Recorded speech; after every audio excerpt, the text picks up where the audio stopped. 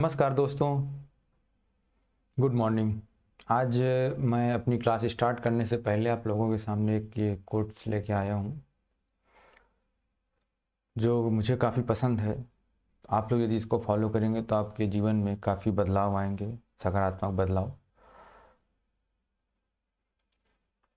The man who ask a question is a fool for a minute. जो व्यक्ति question पूछता है वो किसी एक मिनट के लिए ही वो मूर्ख होता है, जब तक वो उसे उस क्वेश्चन का आंसर नहीं मिला रहता तब तक। यदि वो क्वेश्चन पूछता है उसका आंसर मिल जाता है, फिर वो उसके बारे में उसको नॉलेज हो जाती है। एंड द सेकंड कोट कहता है कि the man who does not ask is a fool for life. और जो व्यक्ति नहीं पूछता है क्वेश्चन वो पूरी लाइफ ही मूर्ख रहता है, क्योंकि उसे कभी उस क्वेश्चन का जो आंसर है वो पता ही नहीं चल पाता। इसलिए हमें जो हमारे अंदर क्वेश्चन आ रहे हों उनको तुरंत ही पूछ लेना चाहिए, उसका समाधान कर लेना चाहिए। तो आप लोग ज़रूर इसको ध्यान में रखिएगा। और जो भी आपको डाउट हो किसी से भी रिलेटेड, ये ज़रूरी नहीं कि सिर्फ पढ़ाई से रिलेटेड हो, कहीं पर भी यदि आपको कोई भी चीज़ समझ में ना आ रही हो तो बिल्कुल आप उसको क्लियर करें, फिर आगे बढ़ें। कुछ डाउट्स हैं जो कुछ स्टूडेंट ने मुझसे पूछा है, पहले मैं उनको क्लियर कर देता हूँ, उसके बाद मैं आगे की क्लास स्टार्ट करता हूँ। तो कुछ लोगों ने पूछा मुझसे, कुछ स्टूडेंट ने, कि सर ये जो आप ड्रॉ करते हैं,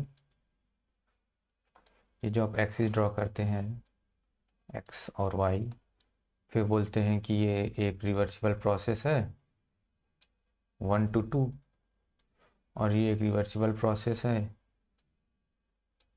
2 to 1, फिर एक और ये रिवर्सिबल प्रोसेस है 2 to 1, ये रिवर्सिबल प्रोसेस।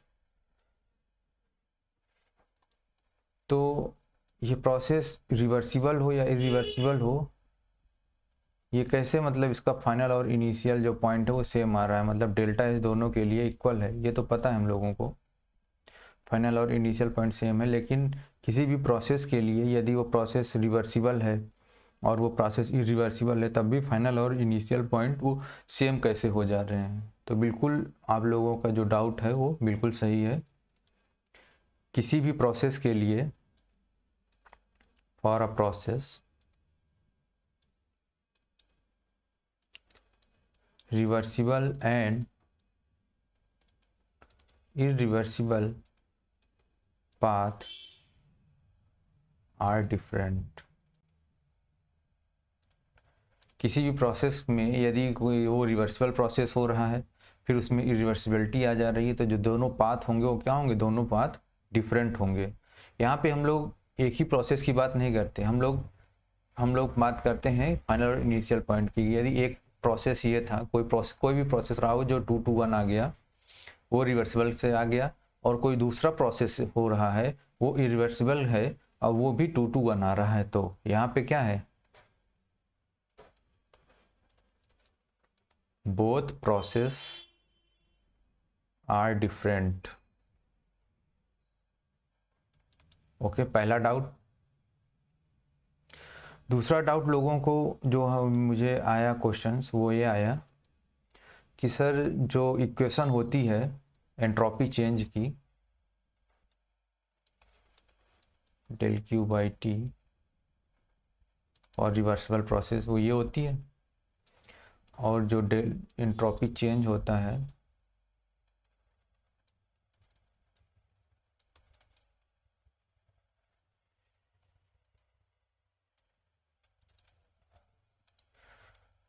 तो पूछा मुझसे, स्टूडेंट ने पूछा कि सर जो ये एंट्रोपी चेंज होती है रिवर्सिबल के लिए, वो इसको इक्वेशन ये होता है, इसकी कंडीशन क्या थी, क्लोज्ड एंड रिवर्सिबल, और इसका था क्लोज्ड। बोले कि जो रिवर्सिबल के लिए एंट्रोपी चेंज है वो ये है, और जो इरिवर्सिबल के लिए वो ये है, तो इसका मतलब जो इरिवर्सिबल के केस में जो एंट्रोपी चेंज होगा वो ग्रेटर देन होना चाहिए। एंट्रोपी चेंज जो इरिवर्सिबल के केस में क्या होना चाहिए, ग्रेटर देन होना चाहिए। क्यों, क्योंकि ये वाला जो टर्म है वो तो सेम है, और इसमें जो एस जनरेशन वो एक्स्ट्रा ऐड हो जा रहा है, तो जो हमारा एंट्रोपी चेंज है वो इरिवर्सिबल केस में ज़्यादा होना चाहिए, ऐसा स्टूडेंटों का मानना था। तो बिल्कुल ये आप लोग जो सोच रहे हैं गलत सोच रहे हैं। यहाँ पर जो एंट्रोपी चेंज होता है वो पॉइंट फंक्शन होता है, ठीक, या स्टेट फंक्शन होता है, ये कभी भी चेंज नहीं होता है। अब चूंकि ये चेंज नहीं होता है और यहाँ पर क्या होता है, ये दोनों का सम इसके इक्वल होता है, इन दोनों का सम इसके इक्वल होता है। मान लो कोई एक प्रोसेस है वो पहले रिवर्सिबल से रिवर्सिबल पाथ को फॉलो कर रहा है, तो उसमें जो एनर्जी यूज़ होती है जो डेल क्यू बाई टी की वैल्यू आती है वो आती है 10 यूनिट। जो एंट्रोपी चेंज हो क्या है 10 यूनिट। तो जो इरिवर्स और फिर उसी प्रोसेस को यदि हम इरिवर्सिबल प्रोसेस के थ्रू ले जाते हैं तो जो एंट्रोपी चेंज होगा वो 10 यूनिट ही होगा। लेकिन जो डिफरेंस आएगा दोनों में वो ये आएगा कि जो ये एंट्रोपी ट्रांसफ़र होता है इसकी वैल्यू क्या हो जाएगी, डिक्रीज हो जाएगी। या तो ये 8 हो जाएगा और जो जनरेशन होगा वो 2 हो जाएगा। ये डिपेंड करता है कि कितनी इरिवर्सिबिलिटी, जितनी ज़्यादा इरिवर्सिबिलिटी होगी एंट्रोपी जनरेशन उतना ज़्यादा होगा। एंट्रोपी जनरेशन जितना ज़्यादा होगा ये एंट्रोपी ट्रांसफ़र उतना ही कम होगा। ये जितना बढ़ता जाएगा, यदि ये कितना हो गया 4 हो गया, ये 6 हो जाएगा। यदि ये 10 हो गया ये 0 हो जाएगा। ओके, तो ये तुम्हारा कुछ कॉन्सेप्ट हैं जो आप लोग मिस कर रहे थे। तो आई होप आप लोगों को समझ में आ गया होगा। आज की क्लास स्टार्ट करते हैं हम लोग। आज की क्लास में हम लोग पढ़ेंगे वेरियस हीट ट्रांसफ़र जो प्रोसेस हैं उनको। पहला क्या केस है कि for closed system associated with reversible process, ठीक, close system associated with reversible process. तो पहला केस इसमें क्या आता है, जो ए पॉइंट है, पहला केस हम लोग लेते हैं कि when heat transfer to system. अच्छा, इसकी इक्वेशन बता सकते हैं क्या आप लोग? इसकी इक्वेशन क्या थी, डेल्टा एस, या इसकी डिफरेंशियल फॉर्म लोग लेते हैं। डिफरेंशियल फॉर्म हो जाएगा d S equals to del Q by T. Okay,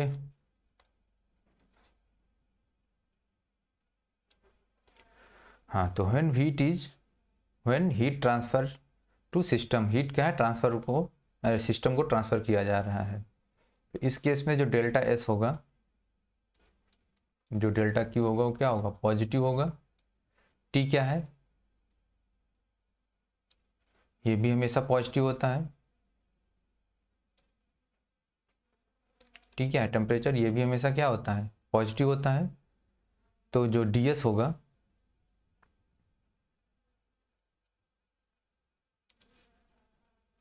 जो डी एस होगा ये भी क्या होगा, ये भी पॉजिटिव होगा। दोनों टर्म क्या हो गए, पॉजिटिव। तो ये भी क्या होगा, पॉजिटिव। मतलब जो एंट्रोपी चेंज होगा वो पॉजिटिव होगा। Entropy change will always positive. तो जब भी क्लोज सिस्टम में रिवर्सिबल प्रोसेस में हीट सिस्टम को अंदर जा रही होगी या सिस्टम को दी जा रही होगी तो उस केस में एंट्रोपी चेंज हमेशा पॉजिटिव होगा। अब ये कैसे, इसको एक डायग्राम के थ्रू हम लोग देख लेते हैं। ये मान लीजिए एक सिस्टम है, ये इसकी बाउंड्री है, बड़ी अच्छी सी बाउंड्री है, कोई अंदर नहीं जा सकता है बिना परमिशन के। भाई बाउंड्री इसलिए थोड़ी ना होती है कि कोई जा ना पाए, बाउंड्री इसलिए होती है कि कोई बिना परमिशन के जा ना पाए। ये इसकी बाउंड्री हो गई। हीट क्या है, यहाँ पे सिस्टम के अंदर जा रही है। तो जो यहाँ पे ds होगा एंट्रोपी चेंज, और यहाँ पे हीट ट्रांसफर हो रहा है, हीट ट्रांसफर की वजह से क्या होगा, entropy transfer del Q by T. तो क्या होगा, दोनों क्या होंगे, इक्वल हो जाएंगे। ये यदि 10 यूनिट होगा तो ये भी 10 यूनिट हो जाएगा, इंटरनली रिवर्सिबल प्रोसेस है। बी पार्ट देखते हैं।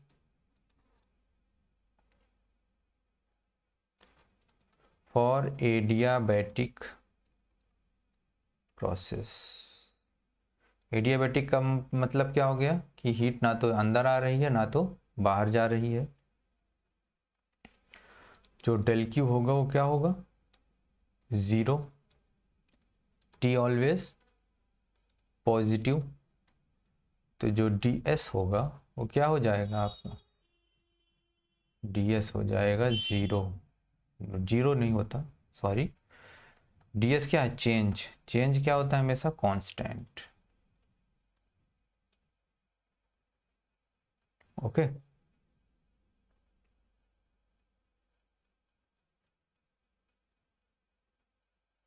जो चेंज होगा वो 0 होगा, एस की वैल्यू क्या होगी, वो कुछ ना कुछ होगी, जो चेंज होगा वो 0 ही होगा, कांस्टेंट या 0। ठीक, 0 भी क्या है, कांस्टेंट है, चेंज 0 होगा। अब देखते हैं इसको डायग्राम के थ्रू। ये हो गया आपका सिस्टम, ये हो गई इसकी बाउंड्री। ठीक, ये हो गया सिस्टम, ये हो गई इसकी बाउंड्री। इसको क्या कर दिया हम लोग, इंसुलेट कर दिए। अब कोई भी अंदर नहीं जा पाएगा बाउंड्री से, कोई का मतलब हीट। मास तो ऐसे भी नहीं जा सकता था क्योंकि क्लोज है, अब हीट भी नहीं जा सकता, तो नो हीट। तो इसमें जो एंट्रोपी चेंज होगा, जो डेल्टा एस होगा वो क्या होगा, 0 होगा, क्योंकि ये इंटरनली रिवर्सिबल। यदि ये इरिवर्सिबल प्रोसेस होता तो अंदर एंट्रोपी जनरेट होता, लेकिन चूंकि ये रिवर्सिबल प्रोसेस है इसलिए इसमें कोई एंट्रोपी जनरेट नहीं होगा। डीएस होगा क्या होगा, जो एंट्रोपी चेंज होगा वो 0 होगा। तीसरा केस आता है, थर्ड केस।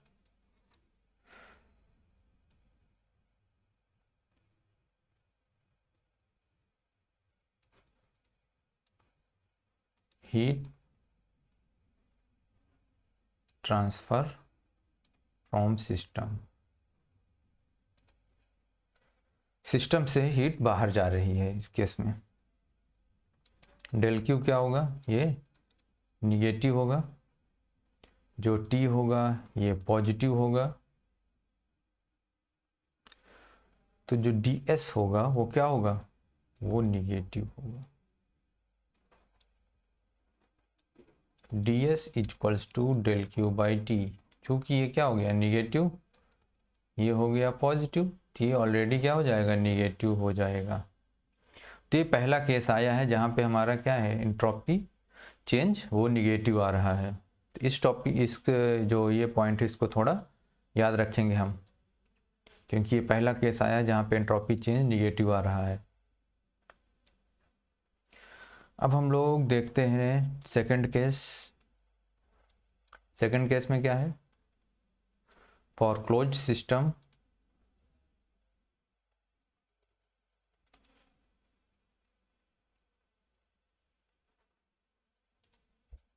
गोइंग नहीं सही रहता, associated with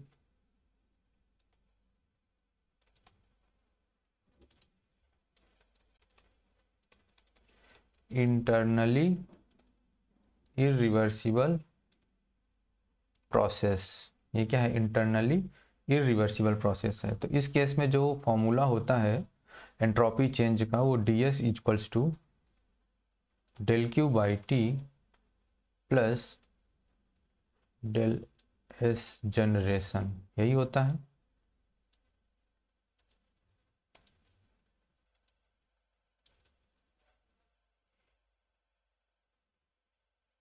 hmm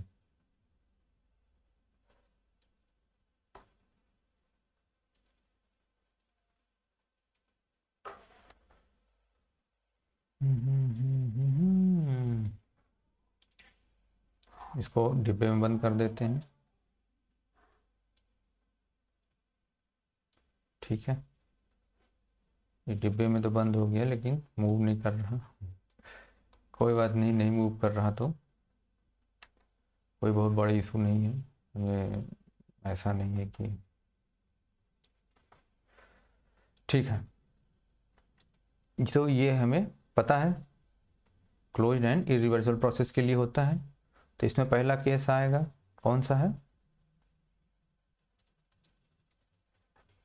heat transfer to system.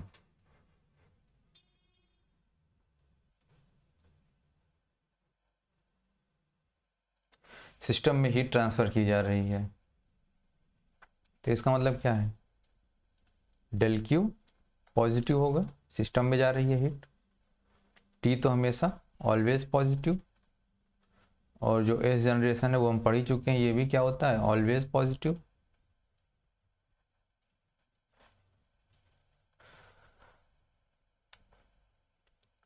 ये भी टर्म पॉजिटिव, ये भी टर्म पॉजिटिव, ये भी टर्म पॉजिटिव। कौन कौन से? ये भी टर्म पॉजिटिव है, ये भी टर्म पॉजिटिव, ये भी टर्म पॉजिटिव। दोनों तीनों का सम है। जब टोटल सभी पूरा पॉजिटिव है तो जो हमारा ds होगा वो भी क्या होगा? पॉजिटिव होगा। ds क्या हो जाएगा हमारा? जो ds होगा वो भी पॉजिटिव हो जाएगा। अब इसको देख लेते हैं कैसे होगा ये। क्लोज सिस्टम है,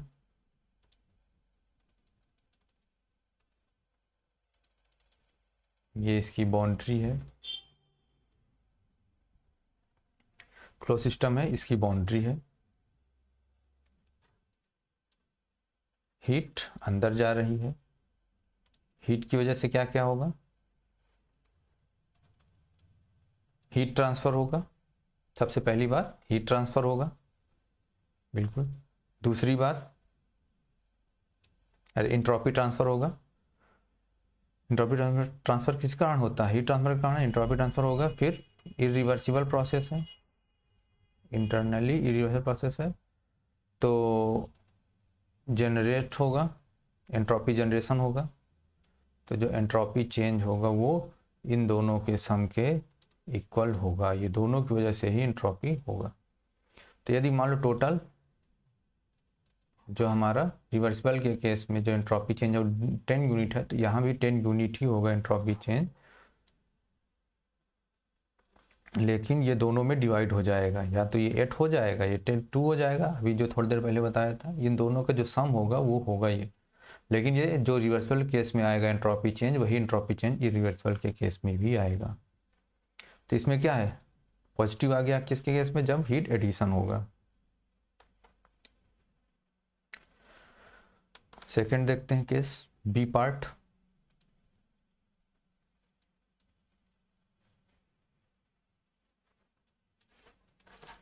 बी पार्ट क्या है? Adiabatic process. अच्छा, ये जो ऊपर हम लोग प्रोसेस पढ़े थे, एडियाबैटिक प्रोसेस, तो यहाँ पे क्या था? ds constant. इसको क्या बोलते हैं? जब ds कांस्टेंट होता है या एंट्रोपी चेंज क्या होता है? कांस्टेंट होता है, इसको क्या बोलते हैं? आइसेंट्रोपिक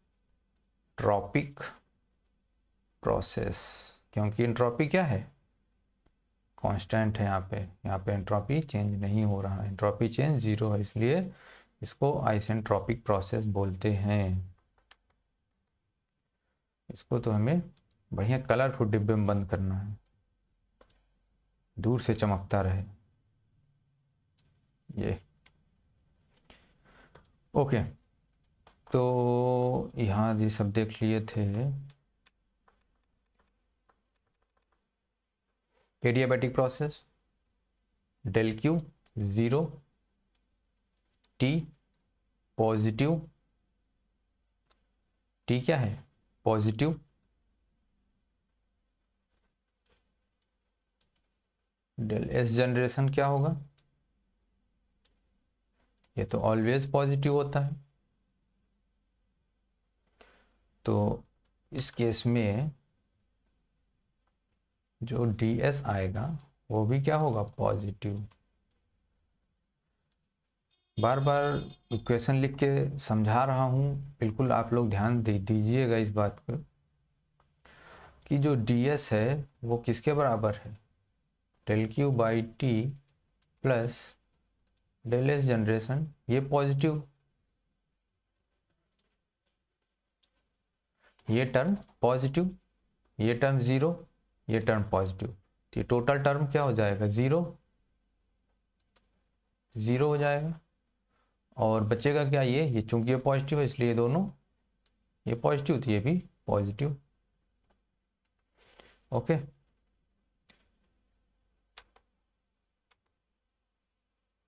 ये ds क्या हो गया, पॉजिटिव हो गया एडियाबैटिक के केस में। तो हम लोग क्या बोल सकते हैं,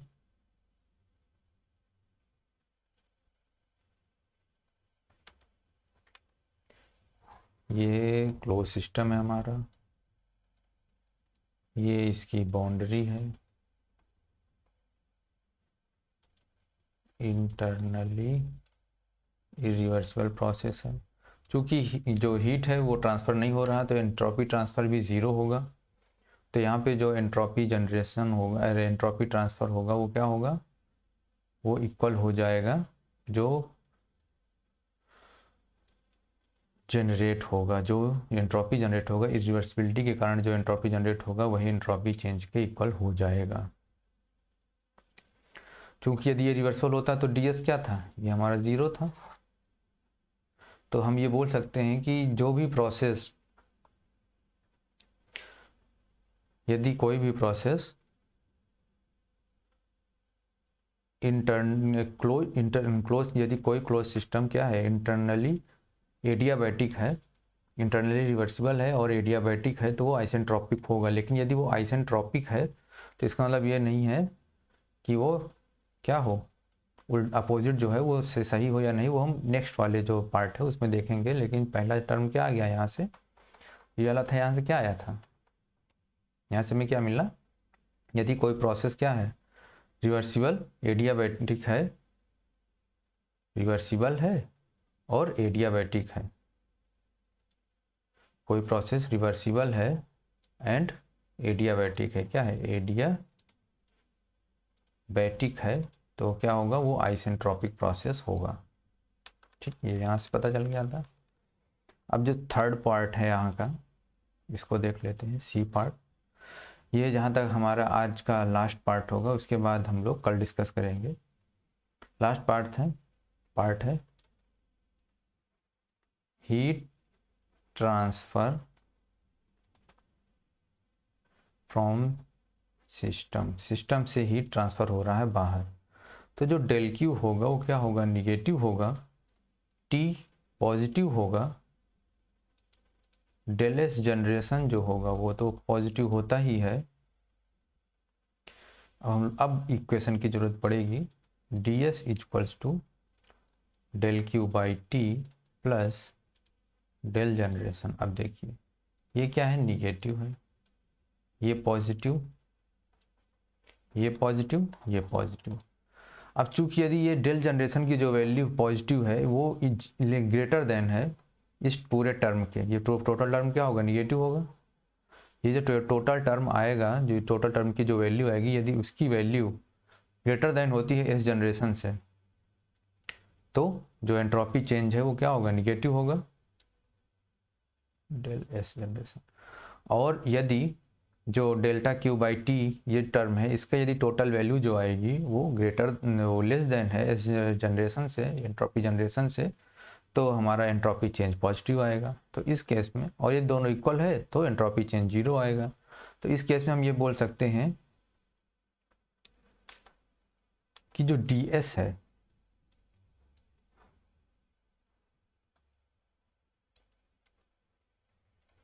can be positive, can be negative, can be zero. तो जब जीरो होगा तो इसको क्या बोलते हैं, एडिया सॉरी, क्या हो गया, कैन बी ज़ीरो, तो इसको क्या बोलते हैं, आइसेंट्रोपिक प्रोसेस। तो बिल्कुल हम लोगों ने ऊपर क्या देखा था, यदि कोई प्रोसेस रिवर्सिबल एडियाबैटिक है तो आइसेंट्रोपिक होगा, लेकिन यदि वो कोई आइसेंट्रोपिक है, जरूरी नहीं है कि वो रिवर्सिबल एडियाबैटिक हो। वो क्या हो सकता है, वो आपका ये वाला केस हो सकता है कि वो इरिवर्सिबल हो, और उस केस में जो जो एंट्रोपी ट्रांसफ़र है वो एंट्रोपी जनरेशन के बराबर हो, तो उस केस में भी आइसेंट्रोपिक प्रोसेस पॉसिबल है। तो ये सब जो कंक्लूज़न है, ये मेरे ख्याल से आप लोग बिल्कुल ध्यान रखिएगा। आज की क्लास में इतना ही था। तो क्या क्या मैं आप लोगों को बता देता हूँ, जो क्या क्या कंक्लूज़न है जो आप लोगों को याद रखना है। पहला कंक्लूज़न है, for a reversible adiabatic process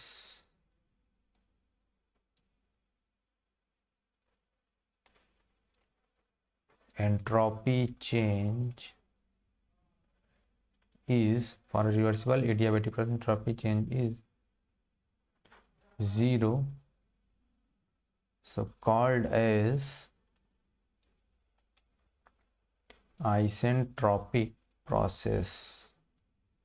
क्योंकि एंट्रोपी क्या है यहाँ पे, एंट्रोपी चेंज, एंट्रोपी कांस्टेंट है, एंट्रोपी चेंज ज़ीरो है। दूसरा पॉइंट ये बोलता है,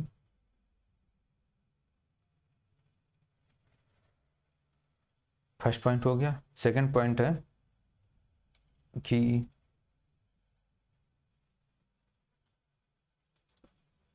if a process is reversible adiabatic, then it will be isentropic,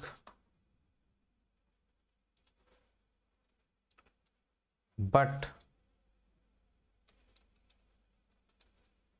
vice versa is not true। लेकिन इसका उल्टा सही नहीं है। यदि वो आइसेंट्रोपिक है तो जरूरी नहीं कि वो रिवर्सिबल एडियाबैटिक हो। वो क्या हो सकता है, वो इरिवर्सिबल प्रोसेस हो सकता है। और इरिवर्सिबल प्रोसेस में भी कौन सा केस, जहाँ पर जो एंट्रोपी ट्रांसफ़र है वो एंट्रोपी जनरेशन के यदि वो इक्वल हो जाता है तब। ये हो गया। और हाँ, और एक थर्ड है कि हमने कहाँ पर देखा है, ऐसे कौन कौन से प्रोसेस हैं जहाँ पर एंट्रोपी क्या हो रही है, डिक्रीज़ हो रही है, एंट्रोपी चेंज क्या हो रहा है, डिक्रीज़। तो हमने देखा कौन सा प्रोसेस, रिवर्सिबल के केस में देखा जहाँ पे हीट रिलीज़ हो रही है, और इरिवर्सिबल के केस में भी जहाँ पे हीट क्या सिस्टम से रिलीज़ हो रही है, बाहर जा रही है। लेकिन उसमें भी कौन सा केस जहाँ पे जो एंट्रोपी ट्रांसफ़र है वो क्या है, ग्रेटर देन है एंट्रोपी जनरेशन से। तो मतलब, लेकिन एक बात पक्का है, जहाँ पे हीट सिस्टम से रिलीज़ हो रही है वहीं पर ही एंट्रोपी चेंज जो है वो निगेटिव हो सकता है। तो क्या लिखेंगे, एंट्रोपी चेंज